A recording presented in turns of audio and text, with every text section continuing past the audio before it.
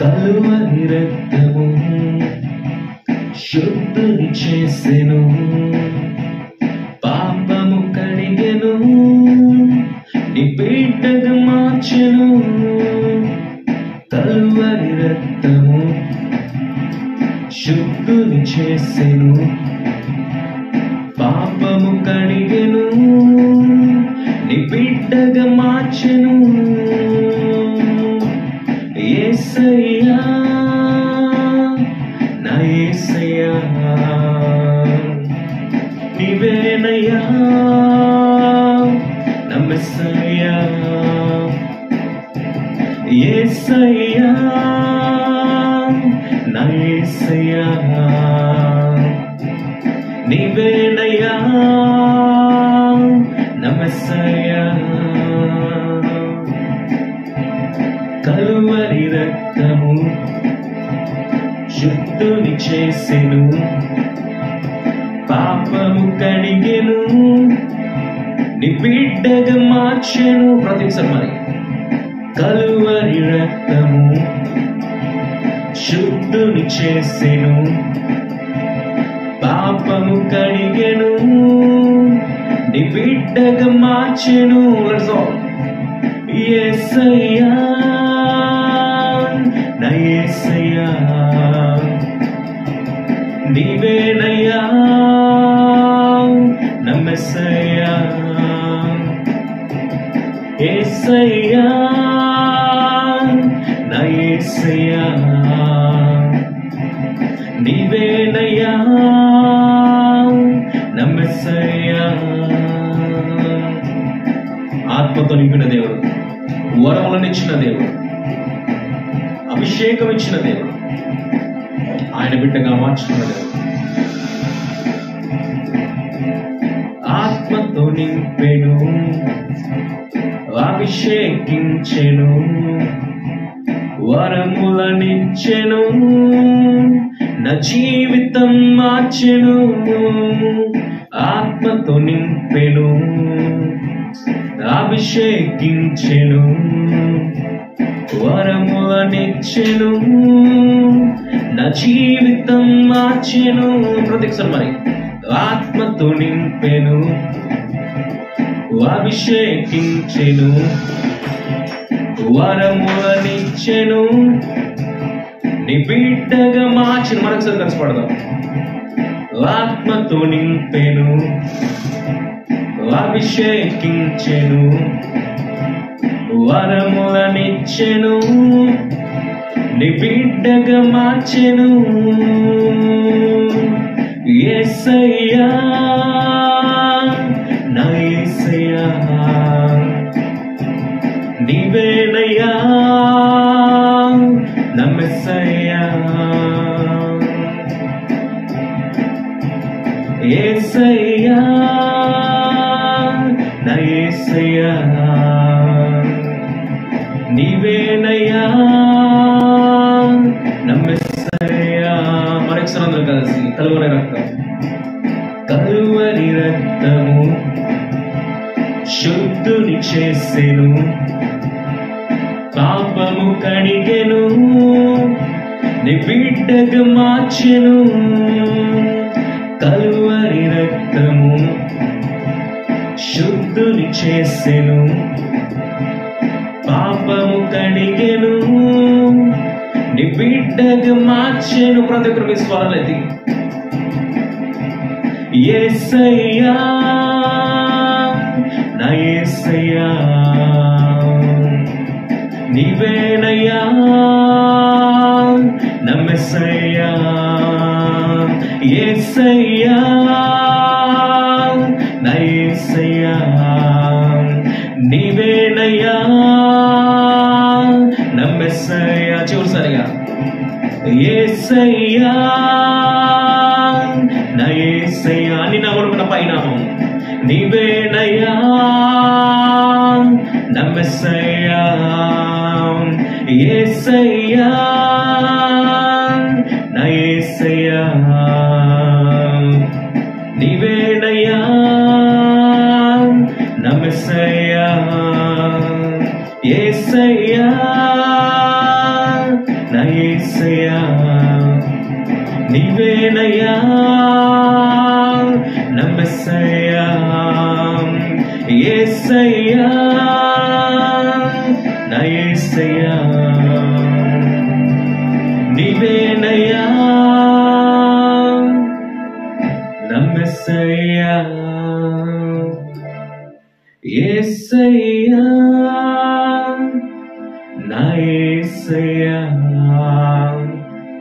నీవేనయ్యా నా మెస్సయ్యా యేసయ్యా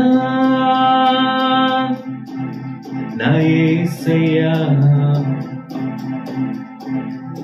నీవేనయ్యా నా మెస్సయ్యా. అందరూ దేవుని వైపు చూస్తూ యేసయ్యా నా యేసయ్యా నీవేనయ్యా నా మెస్సయ్యా యేసయ్యా నా యేసయ్యా నీవేనయ్యా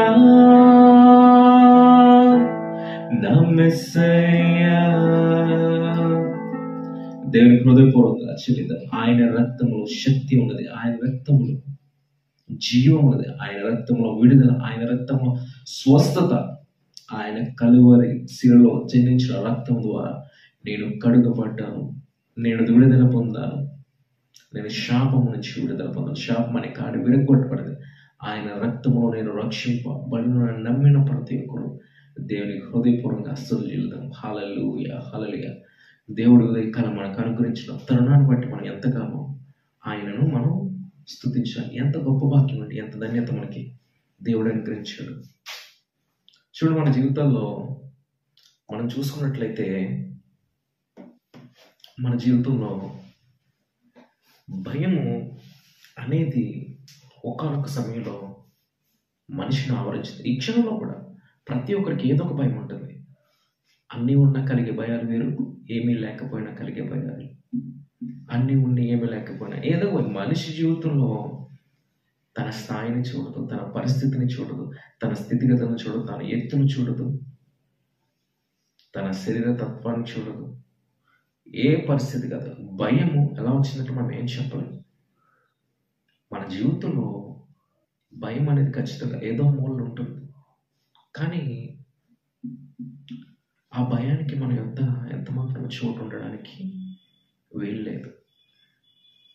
ఎందుకంటే ఒకానొక దినాలలో యేసుక్రీస్తు ఈ యొక్క లోకానికి రాకముందు మనిషిని భయం అనేది ఏలుబడి చేసేది. ఏ రీతిగా ఏలుబడి చేసేదంటే, ఒక మనిషి మరణించిన తర్వాత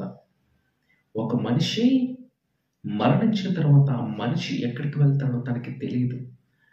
మనిషి చేసిన పాపాలకి ప్రాయశ్చిత్తం అనేది లేదు. ఎందుకంటే ఒకానొక దినాల్లో మనిషి చేసిన పాపాలకి ప్రాయశ్చిత్తం యొక్క అర్పణలు అనేవి ఇచ్చేవారు కొన్ని వాటికి. కానీ ప్రాముఖ్యంగా చెప్పుకోవాలంటే ఆ దినాల్లో యేసుక్రీస్తు ఎందుకు వచ్చాడు లోకానికి అంటారు, కానీ యేసుక్రీస్తు మనం రక్షించడానికి వచ్చాడు. ఆ దేవుడు ఒక్క మనిషి చేసిన పాపానికి రక్తం చిందించబడాలి. పాప పరిహారార్థం కావాలంటే రక్తము చిందించబడాలి. లోకం ఎంతమంది ఒక్కొక్క మనిషి కోసం ఎవరన్నా త్యాగాలు చేయగలరు? ఎవరు చేయలేరు. కానీ ఈ లోకం అంతటి కోసం, ఈ లోకానికి బదులు, ఎందుకంటే ఒక్కొక్క సమయంలో చూసినట్లయితే సొదొమ గొమొర్రా పరిస్థితి అగ్నితో కాల్చివేయబడింది. నోవాహు సమయంలో మొత్తం మహాజల ప్రళయం, 40 రాత్రులు 40 పగళ్ళు ఆ యొక్క వర్షం కురిసినప్పుడు భూమి మీద ఒక చీమైనా బ్రతకలేదు, ఒక ఎక్సెప్ట్ నోవాహు కుటుంబం తప్ప. ఎందుకంటే దేవుని వాక్యంలో ఉంటుంది కదా, నీతిమంతుడు ఎవరైనా దేవుడు చూస్తే భూమి మీద నోవాహు ఒకడే నీతిమంతుడి కింద కనిపిస్తాడంట. ఆ సమయంలో నోవాహుని పిక్ చేసుకుంటాడు. నోవాహుకి మొత్తం గైడ్ చేస్తూ ఉంటాడు. వాడు నిర్మించుకోవాలి, ఏ విధంగా కట్టాలి, ఏ చెక్కతో కట్టాలి, ఏ యొక్క దాంతో ఆ యొక్క వాడిని నిర్మించాలి, ఏ రీతిగా వాడిని నిర్మించాలి, కిటికీలు మొత్తం డిజైన్ అంతా దేవుడే సృష్టించాడు. కాబట్టి ఆ సమయంలో అలా చేసినప్పుడు వాడిని నిర్మించబడింది.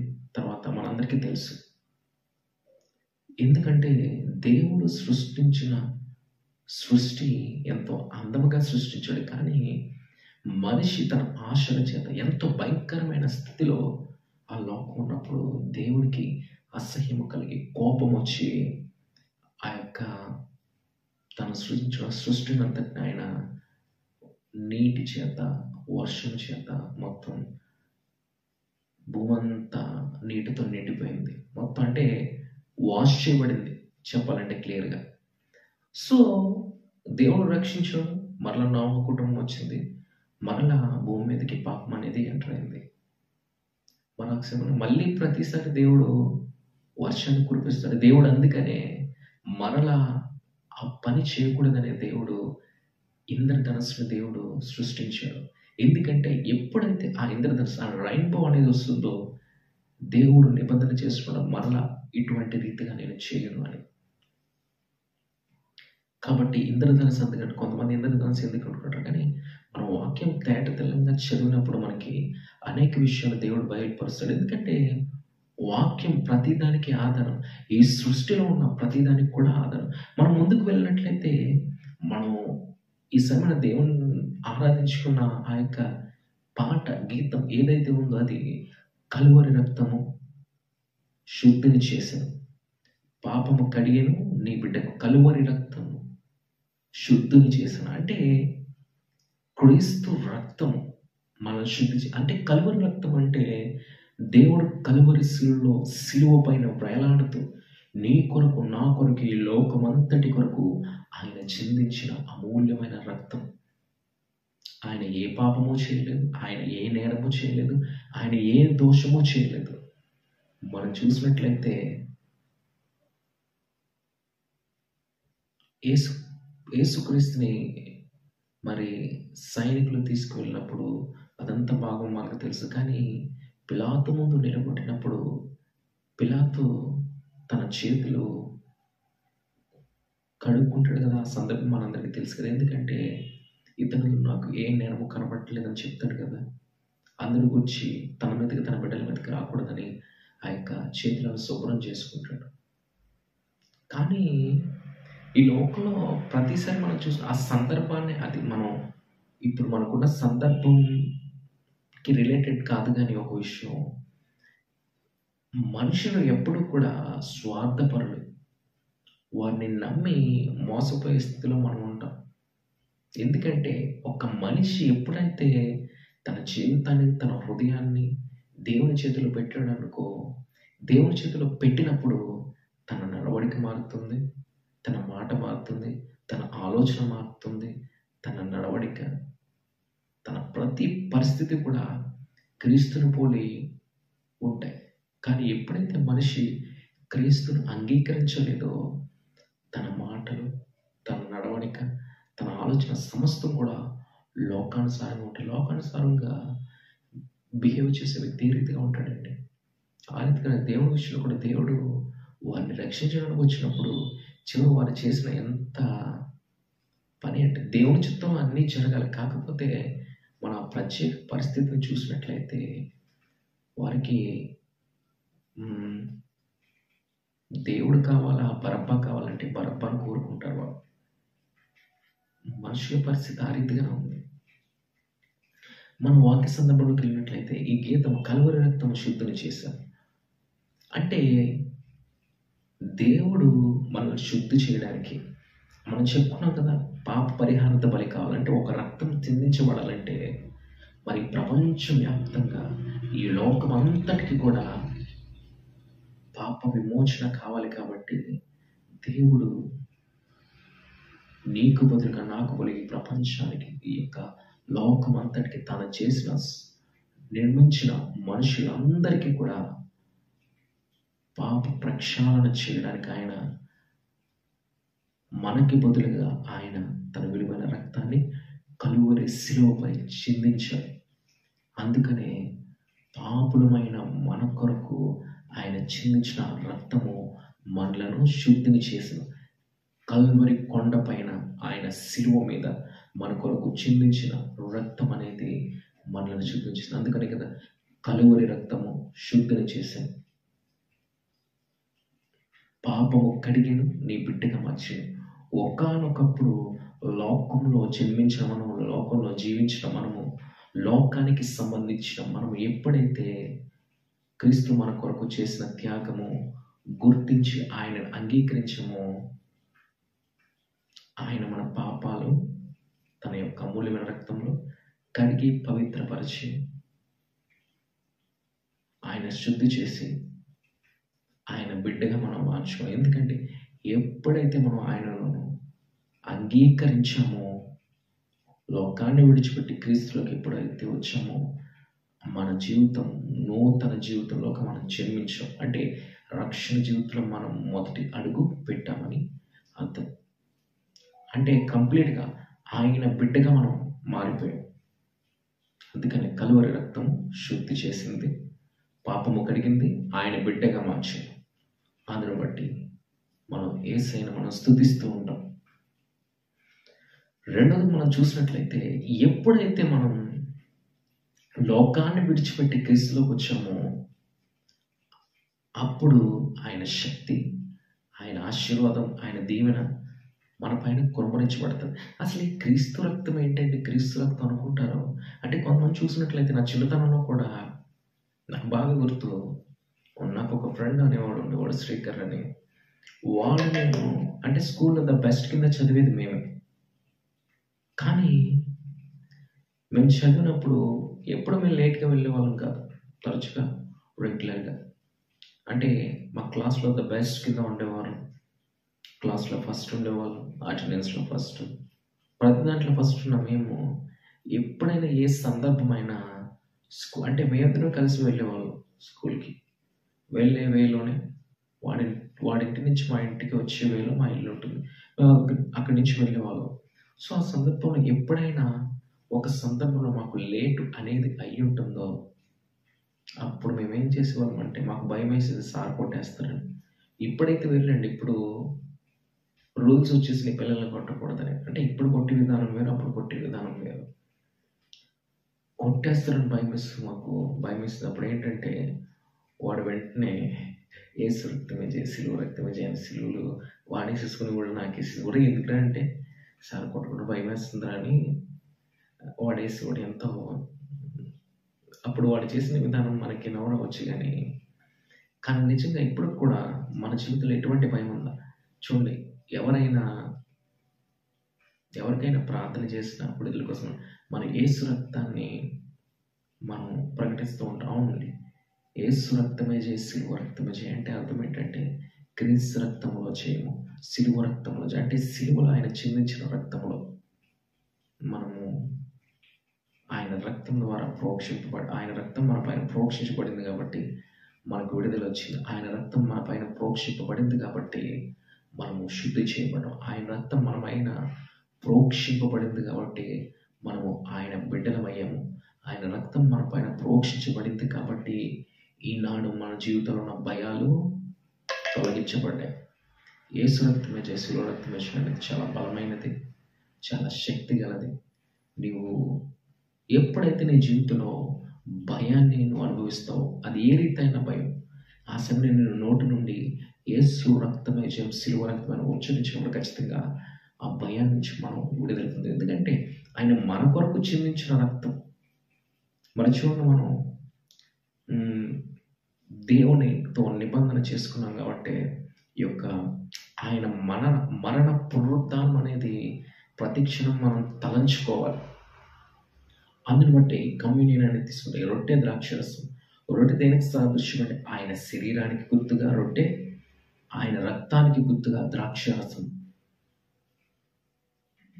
ఆయన కూడా రాత్రి భోజనంలో దాని గురించి చెప్పాడు కదా, ఆయన రక్తం, ఆయన శరీరం మనం ఎందుకు తీసుకుంటామంటే ఆయన మరణ పునరుద్ధానమును జ్ఞాపకం చేసుకుని, ఎందుకంటే అది మరిచే త్యాగం కాదు. ప్రతి దినము ఆయన చేసిన ఆ త్యాగాన్ని బట్టి ప్రతి క్షణము కూడా ఆయనకు కృతజ్ఞతాస్తుతులు చెల్లించాలి. ఎవరు చేస్తారండి ఈరోజు త్యాగం?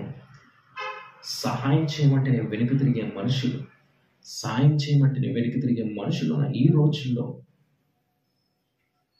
ఒకరి కోసం త్యాగం చేయని రోజుల్లో ఆయన చేసినట్టు త్యాగం ఎవరైనా చేస్తారు? ఎవరు చేయలేని త్యాగం. నీ ప్రాణం పోతుంది, నీ వీళ్ళకి ప్రాణం అర్పించడం ఎవరిని ఇస్తారా? నీకు నష్టం కలుగుతుంది, నీకు బర్డెన్ అవుతుంది, ఈ సాయం చేస్తే అంటే మనిషి వెంటనే వెనకడుగు వేస్తాడు. కానీ తన రక్తం చిందించబడుతుందని తెలుసు, తన తలపైన ముండ్ల కిరీటం పెట్టబడుతుందని తెలుసు, తన రక్తం చిందించవలసి వస్తుంది అని తెలుసు, భరించలేనటువంటి బాధ ఆ శిలువ పైన భరించవలసి వస్తుందని తెలుసు.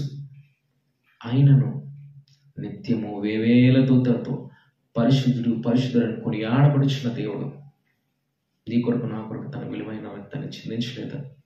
ఇది ఎంత గొప్ప ధన్యత, ఇది ఎంత గొప్ప భాగ్యం.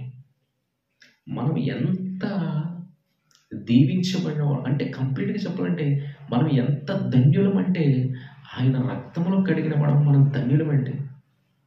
మన జీవితంలో ఈనాడు ప్రాముఖ్యంగా ఈ కలువరి రక్తాన్ని మనం దేనికి సాదృశ్యంగా తీసుకో అంటే, కంప్లీట్గా ఈ యొక్క ఆయన రక్తము మన జీవితంలో ఉందంటే మనలో భయం ఉండడానికి వీల్లేదు.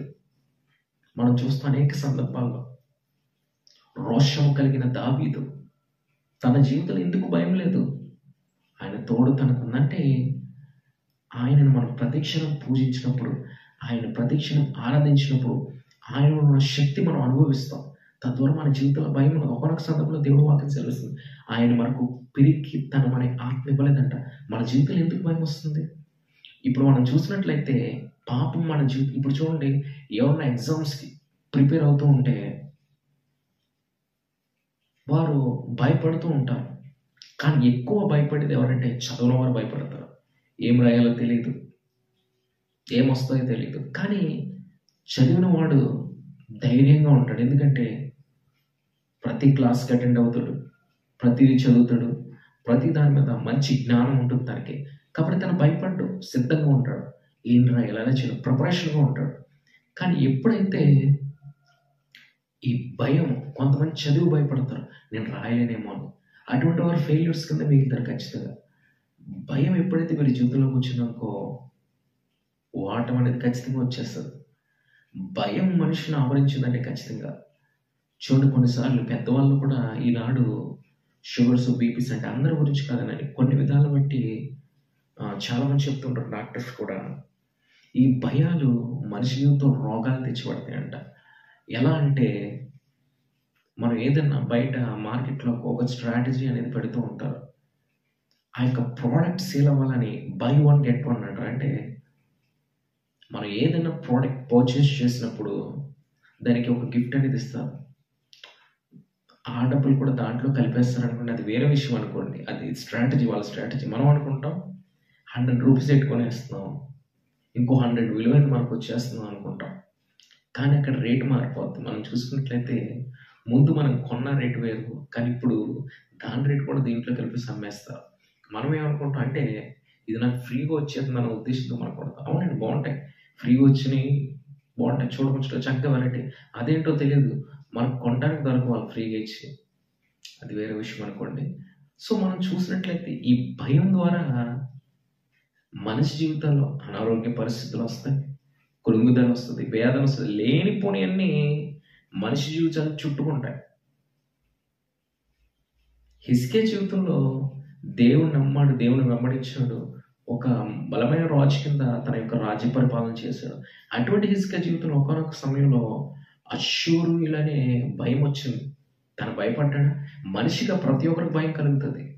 తన చుట్టూరు ఉన్నవారు కూడా లొంగిపోదామనే మనసుతో ఉన్నారు. కానీ హిజ్కియా భయపడలేదు. ఎందుకంటే బలమైన శక్తిమంతుడైన దేవుడు తను కలిగి ఉన్నాడు. తన దేవుని శక్తి తనకు తెలుసు కాబట్టి తను భయపడలేదు. భయం వస్తుంది ఖచ్చితంగా, కానీ భయపడకుండా ధైర్యంగా నిలిచాడు. భయపడకుండా ధైర్యంగా నిలిచాడు హిజ్కియా. ఆ తర్వాత ఏమైందో మనకు తెలుసు. ఎంతమంది సైన్యం ఉంది? 1,80,000 మంది. ఒక గాయం లేదంట, ఒకరొచ్చి కొట్టలేదు. రాత్రికి రాత్రి ఒక దూత వచ్చి వారందరినీ సంహరించదు. వారి ఒంటి పైన ఒక గాయం లేదు, ఒక గీత లేదు. దేవుడు ఎంత శక్తివంతుడో మనకు తెలిసింది. అసలు దేవుడు కొన్నిసార్లు ఈ జీవితంలో మనం అసలు అనుకుంటాం భయాలు మన జీవితంలో వస్తాయి. గొప్ప గొప్ప వాళ్ళకి భయపడుతూ ఉంటాం, పెద్ద వాళ్ళకి భయపడుతూ ఉంటాం, మనం చేయని నేరాలకి. మన మీదకి వారికి ఉన్న బలాన్ని బట్టి మన మీద కొంతమంది వస్తూ ఉంటారు. మమ్మల్ని ఎవరు ఎదిరించలేరు, మమ్మల్ని ఎవరు ఏం చేయలేరు, మాకు తిరిగి లేదు, మాకు సాటి లేదని చాలామంది అనుకుంటారు. వారికి నిజంగా మన దేవుని శక్తి తెలియాలంటే నువ్వు దేవునికి అప్పగించేయాలి. ఎందుకంటే ఒక్కసారి నువ్వు కళ్ళు మూసుకొని నీ దేవుడు చేసిన వాక్యాన్ని చదువు కదా, నువ్వు నీ వాక్యం చదివినప్పుడు నీకు అనేకమైన విషయాలు తేటది. వాక్యం చదవని ఎందుకంటే వాక్యంలో ఆయన శక్తి ఉంది, ఆయన జీవం ఉంది. వాక్యం ఆయన మాట, ఆయన మనతో మాట్లాడేదే వాక్యం. ఆయన చేసిన కార్యాలను ఒకసారి నువ్వు చూసినట్లయితే నీ జీవితంలో భయం కలగదు. పగలు మేఘస్తంభమై రాత్రి అగ్నిస్తంభమై, రాత్రి అగ్నిస్తంభమై పగలు మేఘస్తంభమై వారితో ఉన్న దేవుడు వారిని ముట్టనివ్వలేదు. ఏ సముద్రాన్ని అయితే వారు దాటారు, అంటే సముద్రంలో మార్గం వచ్చిందంట. అసలు కనివినేది ఇప్పుడు మనం కార్టూన్ యానిమేషన్స్లో చూస్తూ ఉంటాం సముద్రం ఇలా అద్భుతాలు, కానీ రియల్గా జరిగిందంట అది. అసలు తలుచుకుంటే మనకు గూస్ బంప్స్ వస్తాయి. ఆ మార్గం తెరవబడడం ఏంటి, మళ్ళీ వాళ్ళు క్షేమంగా దాటారు. మరే అదే కొంతమంది అంటారు, అంటే నమ్మని వాడికి మనం ఇంకెంతైనా చెప్పలేం. అంటే వాడి పని ఏంటంటే వాడికి నచ్చింది చెప్పుకోవడం, వాడు నచ్చింది చేసుకోవడం, అంతే. సముద్రం రావడం ఏంటి, రెండు కింద అయిపోవడం ఏంటి అనుకుంటాడు. ఒకనొక సందర్భంలో, అది నాకు సరిగ్గా గుర్తులేదు కానీ, ఒక టీచర్ ఏదో ప్రస్తావిస్తానంట. ఆ టైంలో ఆ క్లాస్లో ఒక అమ్మాయి ఉందంట, చిన్న అమ్మాయి. ఆ సార్ ఈ స్టోరీ రిలేటెడ్ ఏదో సందర్భం జరిగినప్పుడు ఈ స్టోరీ గురించి విషయం వస్తే ఆ అమ్మాయి నేను ఎక్కువగా రియాక్ట్ అవుతుందంట ఆ స్టోరీ చదువుతూ. అప్పుడు ఆ సార్ చూసి ఏమైందనంటే, ఈ స్టోరీ అంటే, అవునా, అటువంటి దాంట్లో అదేం లేదు, సముద్రం రెండు కింద అయిపోయింది, ఆ రెండు కింద అయిపోయిన సముద్రం అంత లోతేం ఉండదు, వాళ్ళు అందుకని ఈజీగా దాటేశారు అని అన్నారంట. ఇంకా అంటే తన ఉద్దేశం ఏంటంటే ప్రతిదీ కూడా అంత గొప్ప కార్యం ఏం జరగలేదు, అది సింపుల్గా వాళ్ళు ఈజీగా దాటేశారు, ఏం లేదంట. అప్పుడు మళ్ళీ ఆ అమ్మాయి గట్టిగా మాట్లాడకుండా చదువుకో అని తను అనేసి వెళ్ళిపోయాడంట. అప్పుడు వెంటనే ఆ అమ్మాయి మళ్ళీ అంటే ఎక్కువ కలిసిందంట. అప్పుడు వెంటనే మళ్ళీ ఏంటంటే అడుగుతుంటే, సార్ మీరు అసలు అన్నారు కదా అది చిన్న సముద్రమైన ఈజీగా దాటించని, అదే సముద్రంలో వాళ్ళు దాటిన తర్వాత సైనికులు మునిగిపోయి చనిపోయినట్టు సార్ అని అంటే, అతను చాలా ఇంకా చెప్పండి, ఒకరు క్వశ్చన్ వేసినప్పుడు మనం ఆన్సర్ చెప్తాం, డబుల్ ఆన్సర్ చెప్పాం అనుకోండి, వాళ్ళ జీవితంలో ఇంకో ఆన్సర్ రాదు. కృంగదీసేవారు మన జీవితంలో ఉంటూనే ఉంటారు, మనల్ని కిందకి లాగాలని చూసేవారు ఉంటారు. కానీ వారు ఎంత లాగినా మనలో క్రీస్తున్నప్పుడు, క్రీస్తులో ఉంటే ఖచ్చితంగా మనం పడిపోం. కాబట్టి ప్రాముఖ్యమైన ఉద్దేశం ఏంటంటే, ఈరోజు మన జీవితంలో బలం ఉంది, శక్తి ఉంది. మన జీవితంలో ఉండడానికి భయానికి ఎటువంటి స్థానం అనేది ఉండకూడదు. ఎందుకంటే ఆయన రక్తంలో శక్తి, ఆయన రక్తంలో విడుదల. నీ జీవితంలో ఉన్న బంధకాలను, నీ జీవితంలో ఉన్న పాపాల నుండి ఆయన విడుదల అనుగ్రహించాడు. మరలా నీలో పాపం ఉండడానికి వీలు లేదు. ఆ పాపం నీ చెంతకు వచ్చినప్పుడు క్రీస్తు రక్తంలో నువ్వు నీ పాపాలను కడుక్కోవాలి. ఇంతకుముందు రక్షణ పొందకముందు నీ బ్రతుకు వేరు, కానీ రక్షణ పొందిన తర్వాత నీ బ్రతుకు వేరు. నీవు రక్షణ పొందకముందు లోపల తిరిగి ఇష్టానుసారంగా నీ ప్రవర్తన నీకు ఇష్టానుసారంగా ఉంది. కానీ ఎప్పుడైతే క్రీస్తుని అంగీకరించావో ఆయన నిన్ను తన అమూల్యమైన రక్తంలో కడిగి పవిత్రపరిచి శుద్ధి చేశాడు. కాబట్టి నువ్వు మరలా వెనక్కి స్వామి వెళ్ళడానికి వీల్లేదు. నీలో ఎటువంటి భయం ఉండడానికి వీల్లేదు. పాపం వల్ల నీ జీవితంలో భయం వస్తుంది, కానీ క్రీస్తు రక్తం ద్వారా నీ జీవితంలో ధైర్యం వస్తుంది. అలాగే మనం చూసినట్లయితే ఆత్మతో నింపును, అభిషేకించాను. ఎప్పుడైతే చూడండి, దేవుడు ఈ లోకానికి వచ్చాడు, మరలా వెళ్ళాడు. ఆయన ఏం చెప్పాడంటే, మరలా మీ కొరకు పరిశుద్ధాత్మను పంపుతానని దేవుడు సెలవిచ్చాడు కదా. వేరొక ఆదరణకర్తను మీ కొరకు పంపుతానని దేవుడు కొండపైన మరలా తిరిగి లేచాడు, వచ్చాడు, శిష్యులు కనిపించారు. ఆ యొక్క తోమ అనేవాడు ఆ యొక్క క్రీస్తు చేతులను చూశాడు. ఎన్ని సందర్భాలు తెలుసు. మరలా కొండపైకి వెళ్ళి ఆయన హెవెన్కి, ఆ యొక్క పరలోకానికి చేరేటప్పుడు మరలా ఆయన వారి శిష్యులు చెప్పిన మాటలు ఏంటంటే, ప్రాముఖ్యమైన మరలా మీకు ఒక ఆదరణకర్తను, పరిశుద్ధాత్మ శక్తిని మీకు తోడుగా ఉండడానికి పంపిస్తాను అన్నప్పుడు పరిశుద్ధాత్ముడు వచ్చాడు. ప్రతి మనిషి అంటారు పరిశుద్ధాత్మ శక్తి ఏంటంటే ఆయన 3 రకాలు కాదు. కొంతమంది అనుకుంటారు పరిశుద్ధాత్మ దేవుడు వేరు, తండ్రి అయిన దేవుడు వేరు, కుమారుడు అయిన దేవుడు వేరు. నెవర్. 3 ఒకటే. తండ్రి, కుమార, పరిశుద్ధాత్మ. ఈ 3 కలిపి త్రిత్వైక్యం అంటారు, అంటే ట్రినిటీ. ఆయన ఒక్కడే కానీ 3 రూపాలు, అంటే ఒక్కడే ఉన్న దేవుడు, తండ్రి అయిన దేవుడు, కుమారుడైన దేవుడు, పరిశుద్ధుడైన వాడు. ఈ పరిశుద్ధాత్ముడు మన జీవితాల్లో శుద్ధిని అనుగ్రహించే దేవుడు, మన ప్రతిక్షణం సరిచేసే దేవుడు, ప్రతిక్షణం మనల్ని దేవుని కొరకు నూతనంగా సిద్ధపరిచేవాడు, మనల్ని ఇప్పుడు నడిపించేవాడు, మన ఆధ్యాత్మికతతో కొనసాగడానికి పరిశుద్ధాత్మ మనకు సహాయం చేసేవాడు. నీవు పడిపోకుండా ప్రతిక్షణం నీ లేవనెత్తే ఒక పరిశుద్ధాత్మ శక్తి. పరిశుద్ధాత్మ వరాలు మనకు తెలుసు. కాబట్టి మన జీవితంలో శుద్ధత అనేది అవసరం. ఆత్మతో నింపిన ఎప్పుడైతే మనం క్రీస్తుని అంగీకరించామో మన జీవితం ఆధ్యాత్మిక స్థితితో నింపబడినప్పుడు ఆత్మ నింపుదల మనలో ఉంటుంది. ఆత్మ ఎప్పుడైతే నీ జీవితంలో నింపబడుతుందో, పరిశుద్ధాత్ముని యొక్క జీవితాలు ఎప్పుడైతే నింపబడతాడో నీ జీవితంలో ప్రతిదీ కూడా క్రీస్తును గూర్చినదై ఉంటుంది. పాపము నీ జీవితంలో ఏలుబడి చేయదు. లోకానుసారమైనది ఏది నీ చెంతకు రాదు. నీ ఆధ్యాత్మిక స్థితి స్థిరముగాను పరిశుద్ధంగా ఉంటుంది.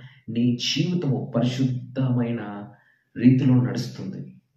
ఆయన ఆత్మ నింపుతాడు. ఇప్పుడు నీవు రక్షణ పొంది నీ జీవితాన్ని ఆయనకు సమర్పించినప్పుడు, ఆయన నడవడికలు నడుస్తున్నప్పుడు అభిషేకించే ఆయన రక్తం మన పైన ఎప్పుడైతే ప్రోక్షింపడుతుందో మనం అభిషేకించబడదు. అంటే మేడగది మీద అపోస్తులు అప్పుడు వరకు వాడబడ్డారు, దేవునితో ఉన్నారు, కానీ వారు ఆ స్థలంలో చేరి మేడగది మీద దేవుణ్ణి ఆరాధించినప్పుడు అప్పుడు పరిశుద్ధాత్మ శక్తి ఆయన పైన కృమ్మరించబడిందండి. ఆ సమయంలో మనందరికీ తెలుసు ఎంత అద్భుతం అంటే, అగ్ని వలె ఆయన వారి పైన కృమ్మరించబడినప్పుడు అనేక అన్య భాషల్లో వాళ్ళు మారారంట. అంతేకాకుండా వారు బూదిగంతముల వరకు సాక్షులు. అంటే అప్పటి వరకు వారి పరిస్థితి వేరు, కానీ అప్పటి నుంచి కూడా వారు చేసిన సేవ, వారు ప్రకటించిన సువార్త ఎంత అద్భుతమైనదో మనందరికీ తెలుసు. వారు ఏ రీతిగా, ప్రతి శిష్యుడు ఏ రీతిగా తన సువార్తను ప్రకటించడం మనందరికీ తెలుసు. రోషము కలిగి శక్తితో నింపబడింది. మన శక్తితో మనం ఏం చేయలేం, కానీ దేవుడి శక్తి మన పైన కృమ్మరించబడితే అది వేరండి. ఆత్మతో నింపిన అభిషేకం, ఆయన అభిషేకం కొరకు మనం కోరుకోవాలి. ఆయన ప్రతి ఒక్కరిని అభిషేకించాడు, కానీ అభిషేకం కాపాడుకోవడం నీ జీవితంలో ఉంటుంది. వరములనిచ్చాను, జీవితం మార్చే వరములండి. మనకి పరిశుద్ధాత్మ వరాలు తెలుసు అన్ని మనం చదివినట్లయితే తేడా తెలంగా వాక్యల దేవుడు రచించాడు. పరిశుద్ధాత్మ వరాలు మనకు అవసరం. బోధించేవారు, స్వస్థవరం, ఇలా అనేక వరాలు ఉంటాయి. మనం తేడా తెలంగా చదివినట్లయితే మనకి అవి కొరింథీ పత్రికలో మనకి క్లియర్గా లిఖించబడి ఉంటాయి. వరాలు మనకు అవసరం. ఆత్మ వివేచన వరం, ఇవన్నీ చాలా ప్రాముఖ్యమైనవి. క్రీస్తు స్వస్థపరిచాడు. మరి నీ జీవితంలో ఆ స్వస్థ వరం ఉందా? అంటే ఈ వరాలన్నీ రావాలంటే ప్రభువా నాకు వరమిచ్చే కాదు, నీ స్థితి ఎందుకు అనేక మంది స్వస్థపరుస్తారు, ఈ వరాలన్నీ ఉన్నాయి, స్వస్థపరచుకోవాలి. ఇవన్నీ రావాలంటే ఎలా వస్తాయి? నాకు ఇచ్చే అంటే రావు.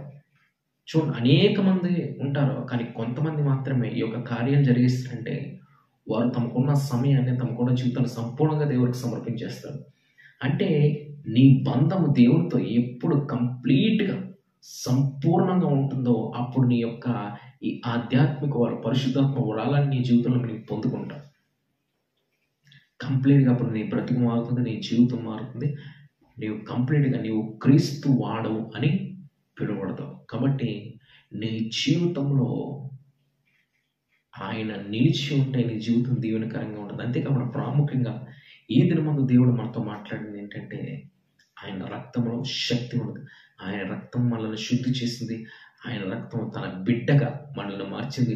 ఆయన రక్తం మనకు విడుదలనిచ్చింది. ఆయన రక్తము మనల్ని పరిశుద్ధులుగా చేసింది. ఆయన రక్తము మన వరాలతో నింపింది. ఆయన రక్తము మనకు స్వస్థతనిచ్చింది.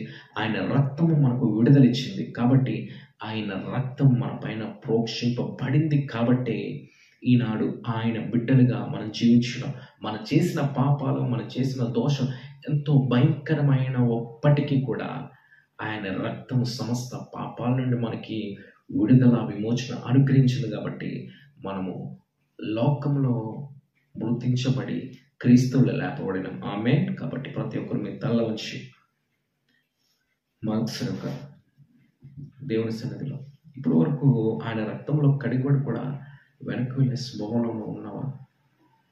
కాబట్టి ప్రతి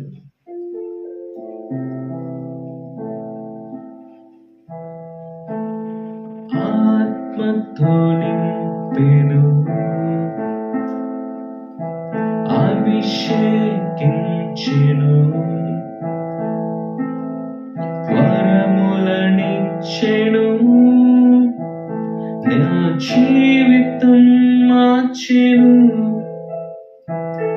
ఆత్మతో నింపెను,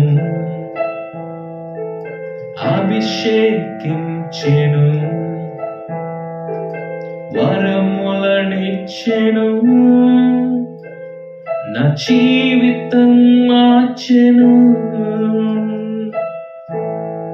యేసయ్యా, నా యేసయ్యా,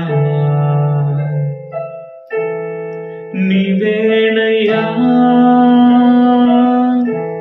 నా మెస్సయ్యా. కాబట్టి మనం ఆ రీతిగా విశ్వసించి ఆయన మనకు తన విలువైన రక్తాన్ని చెందించాడని, విలువైన పాప క్షమాపణ మనకు అనుగ్రహించాడు, విలువైన రక్షణ మనకు అనుగ్రహించాడు. కాబట్టి ఆయన నామమును స్తుతించుకుందాం. మహాపురుషుడున్న మా ప్రియ పరలోకపు తండ్రి, నీ ఘనమైన శ్రేష్టమైన నామానికి వేలాది వందనము స్తోత్రము చెల్లించుకున్నాం అయ్యా. ఎన్నిక లేని వారం, యోగ్యత లేని వారము నాయన, నీ యోగ్యతనిచ్చావు, కృపనిచ్చావు, మమ్మల్ని రక్షించావు నాయన. వేదనతో, శోధనతో, పాపం అనే కట్టుబడుల చేత మేము కట్టబడి నశించిపోవులను మమ్ములను నాయన వెదకి రక్షించి, కడిగి, పవిత్రపరిచి, ప్రతి ఒక్క బంధకు నుంచి విడుదల దయచేసి నాయన నీ శక్తి కలిగిన అమూల్యమైన రక్తాన్ని మా పైన కృంభరించి మాకు విడుదల, స్వస్థత, స్వేచ్ఛను అనుగ్రహించవయ్యా. నీకు స్తోత్రాలయ్యా. మా పైన కృంభరించబడిన రక్తం, మా పైన చిందించబడిన రక్తము నాయన మాకు విడుదల అనుగ్రహించింది. అటువంటి రక్తం చేత మమ్మల్ని కడిగి పవిత్ర పరిచిన విధానం బట్టి నీకు స్తోత్రాలయ్యా. మా హృదయాన్ని నువ్వు పవిత్రపరచు, మా బ్రతుకుని శుద్ధి చేసావు, మా స్థితిగతులు నువ్వు మార్చి ఉన్నావు దేవుడా. నీ బిడ్డలుగా నీవు మమ్మల్ని చేసుకున్నావయ్యా. ఆత్మతో నింపావు, అభిషేకించావు, వరమలనిచ్చావయ్యా. ఎంతటి ధన్యతయ్యా. మరి ఎవరైతే ఇంకనో నీ యొక్క రక్తంలో కడుగబడలేదో వారిని మీరు జ్ఞాపకం చేసుకోండి. నిన్ను ఎరిగిన వారు నిన్ను తెలిసి కూడా, నిన్నెరిగి కూడా తమ జీవితాలు నీకు ఇంకా ఇవ్వట్లేదు. సమయం ఉందనుకుంటున్నారు ప్రభువా. సమయము లేదయ్యా. సమయము గతించున్నది నాయన. దినాలు రెప్పపాటిలో ముగించబడుతున్నాయి. ఈనాడు కనిపించిన వారు రేపటి దినం కనిపించట్లేదు. నిన్న మాట్లాడిన వారు ఈ రోజు కనిపించట్లేదయ్యా. నీ రాకడ దినాలు అతి సమీపంగా ఉన్నాయా. నీ రాకడలో మేము ఎత్తబడే కృపణ దయచేయండి. నిన్ను అంగీకరించి కూడా ఎవరైతే నీ రక్తంలో కడుగబడకుండా నీ రక్షణ పొందకుండా అటువంటి వారిని మీరు జ్ఞాపకం చేసుకుని రేపు అని పోస్ట్పోన్ చేస్తున్నారేమో. రేపు అన్నది మనది కాదయ్యా. నీకు ఇంకా తన జీవితాన్ని నీ చేతికి అప్పగిస్తున్నామయ్యా. ఈ రోజే మాది నాయన, రేపు మాది కాదు నాయన. ఈ క్షణమే మాది, రేపు మాది కాదు నాయన. రక్షణ పొందవలసిన వాళ్ళందరినీ రక్షణ పొందే కృపణ దయచేయండి. నీ మార్గంలో నడిచే కృపణ దయచేయండి. రక్షణ పొందాలయ్యా నీ జీవితాన్ని. రక్షణ విలువ ఈ లోకము తెలుసుకోవాలి. రక్షణ విలువ ఈ ప్రజలు తెలుసుకోవాలి. నీ రక్షణ విలువ నాయన ఈ లోకమంతటికి తెలియబడాలి. అమూల్యమైన రక్షణ పొందే కృపణ దయచేయండి. జీవితం చాలా విలువైనదయ్యా. ఆ జీవితాన్ని నీకు ఇచ్చే కృపణ దయచేయండి. వారు ఎటువంటి ఘోర పాపులైన ఎటువంటి నిందలు చేసి నువ్వు క్షమిస్తావని, కనికరిస్తావని వారు ఎరిగి నీ సన్నిధానంలో మోకరించి కృపణ దయచేయండి. ప్రతి ఒక్కరిని పేరు చెప్పి మీరు జ్ఞాపకం చేశారు. ప్రాముఖ్యంగా ఈ సమయం ముందు నాయన మరి బ్రదర్ సత్యనారాయణ గారిని మీరు జ్ఞాపకం చేసుకోండి ఆయన. తను చేసిన ఆ యొక్క బిజినెస్ మీరు జ్ఞాపకం చేసుకుని దీవించండి. వారి యొక్క షాప్ని మీరు దీవించిన ఆస్వాదించండి ఆయన. ప్రాముఖ్యంగా నాయన ఆ బిడ్డనాయన ఈనాడు నాయన నీ యొక్క బిడ్డలను నమ్మి నిన్ను ఎరిగినప్పటికీ నాయన నీ బిడ్డలను నమ్మి నాయన ఒకరికి నాయన ధన సహాయం అనేది చేశారు నాయన. కానీ ఈనాడు నిన్ను ఎరిగిన వాడు, నిన్ను అంగీకరించిన వాడు నాయన చేసిన పనికి నాయన ఈనాడు నాయన మా యొక్క నీ గురించి నాయన అవమానం, నిన్ను నమ్మిన వారికి సాక్ష్యం లేదని ఒక తప్పుడు సాక్ష్యాన్ని పలికించే రీతిగా ఆ బిడ్డ ఉన్నాడు నాయన. ఆ బిడ్డను మార్చి మరి ఆ బిడ్డ ఎందుకు తిరిగి ఇవ్వలేకపోతున్నాడో మాకు తెలియదు కానీ నాయన మరి నాయన అన్యుడైన ఆ వ్యక్తి నాయన వారికి సహాయం చేశాడు. కానీ నాయన మరి ఈ బిడ్డ తిరిగి ఇవ్వడానికి ఎందుకు నిరాకరిస్తున్నారో మాకు తెలియదు నాయన. మరి వారికి ఎటువంటి ఇబ్బందులు ఉన్నాయో, వారికి ఎటువంటి శ్రమలు ఉన్నాయో మాకు తెలియదు నాయన. మరి నీవు జ్ఞాపకం చేసుకోండి, కనికరించి కఠినత్వంతో నేను తన హృదయాన్ని మార్చండి. లేకపోతే తనకు అవకాశాలు లేకపోతే తనకి మార్గం లేకపోతే మార్గం తెరిచిన ఆయన మరి ఇచ్చిన రుణం తీర్చాలి. రుణం తీర్చేవాడు భక్తిహీనుడు నీ వాక్యం ద్వారా సెలవిచ్చిన వాక్యం గ్రహించి తన హృదయం సరిచేయబడి తనకి సహాయం అంది నాయన.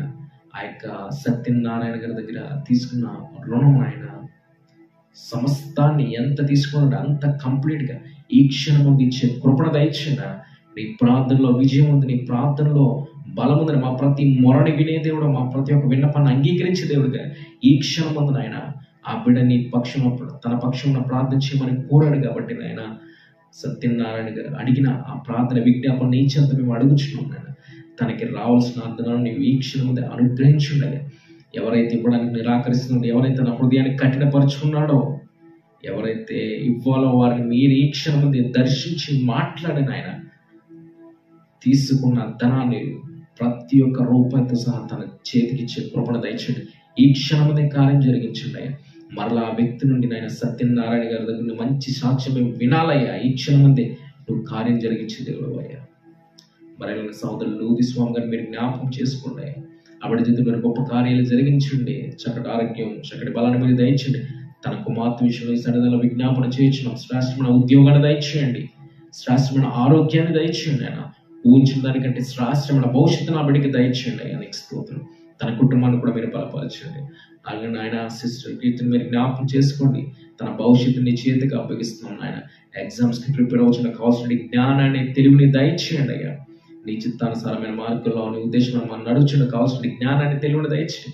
తన భవిష్యత్తు నీ చేతిలో ఉండగా కాబట్టి ఆశీర్వాదకరంగా మీరు మార్చండి ఆయన. వివాహ విషయంలో కూడా మీ ఉన్నతమైన ప్రణాళిక ఉద్దేశాన్ని మీరు నెరవేర్చి ఆవిడ జీవితంలో ఉన్నతమైన కార్యాలు మీరు జరిగించండి అయ్యా. మరి అలాగునే ప్రభువా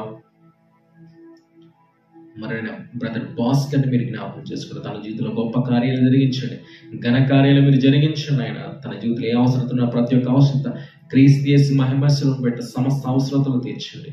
మీరు నడిపించి బలమైన కార్యాలు జరిగించండి. తన రక్షణలో ప్రతి ఒక్కటి దయచేవాలని ఆయన బ్రదర్ సోమేష్ని మీరు జ్ఞాపకం చేసుకోండి. తన జీవితంలో కూడా నాయన నీ యొక్క మార్గంలో నడుస్తున్నాడు. తన కుటుంబం రక్షింపబడాలి, తను సంపూర్ణంగా స్వేచ్ఛగా నిన్ను ఆరాధించుకోవాలని అటువంటి మార్గాలు తెరవండి అయ్యా. తన హృదయం నీకు ఇచ్చున్నాడు కనుక ఇంకా సంపూర్ణంగా తన జీవితాన్ని చేతుల్లో పెట్టిన ఆయన ఉన్నతమైన భవిష్యత్తు పొందుకునే కృపణ దయచేయండి. శ్రేష్టమైన ఆశీర్వాదకరమైన ఉద్యోగం పొందుకునే కృపణ దయచేయండి. మరి నాయన మాకు ఇచ్చినట్టు ఒక ఆ యొక్క కుటుంబాన్ని మీరు జ్ఞాపకం చేసుకున్న ఆయన, మరి ప్రముఖ దెబ్బరా ఆంటీని మీరు జ్ఞాపకం చేసుకుని వారి కుటుంబాన్ని దీవించండి, ఆస్వాదించండి, చక్కటి ఆరోగ్యం, చక్కటి బలాన్ని దయచండి ఆయన.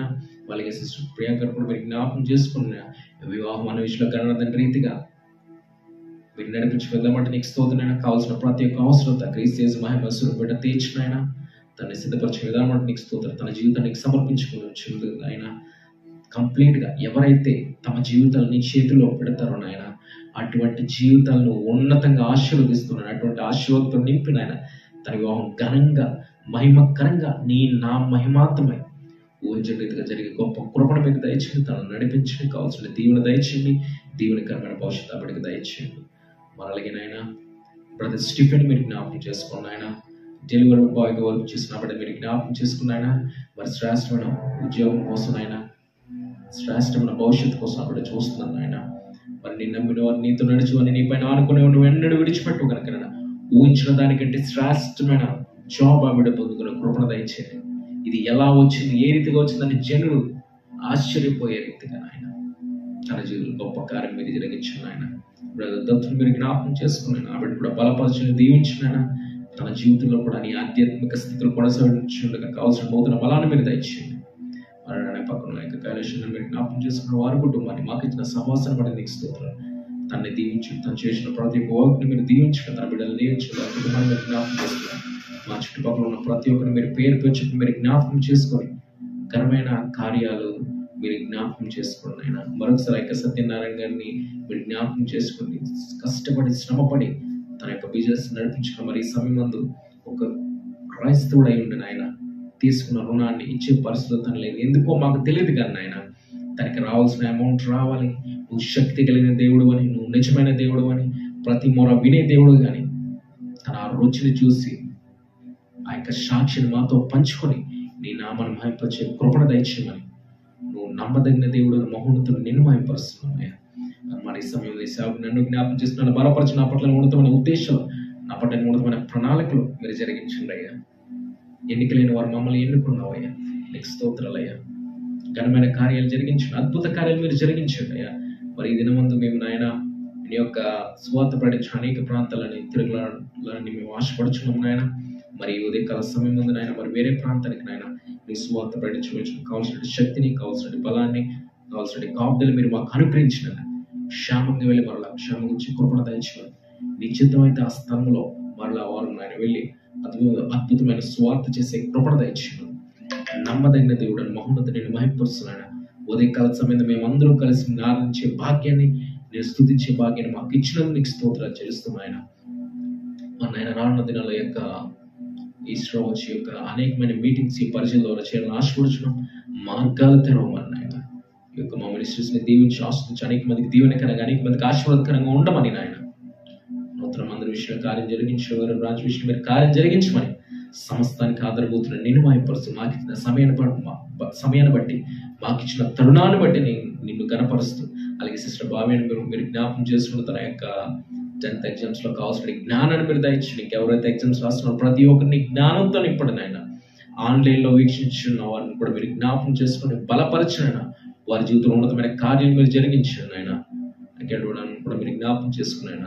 ఎవరెవరైతే నాయన తమకున్న సమయాన్ని నీ కొరకు వెచ్చిస్తున్నారో ప్రతి ఒక్కరు మీరు జ్ఞాపకం చేసుకొని సమస్తానికి ఆధారభూతిని నిర్మయపరుచు. ఈ ప్రార్థన యేసు క్రీస్తు అతి శ్రేష్టమైన నామంలో మిక్కిలి వినయంతో బ్రతిమాలుకుని వేడుకొనిచున్నాం తండ్రి, ఆమేన్.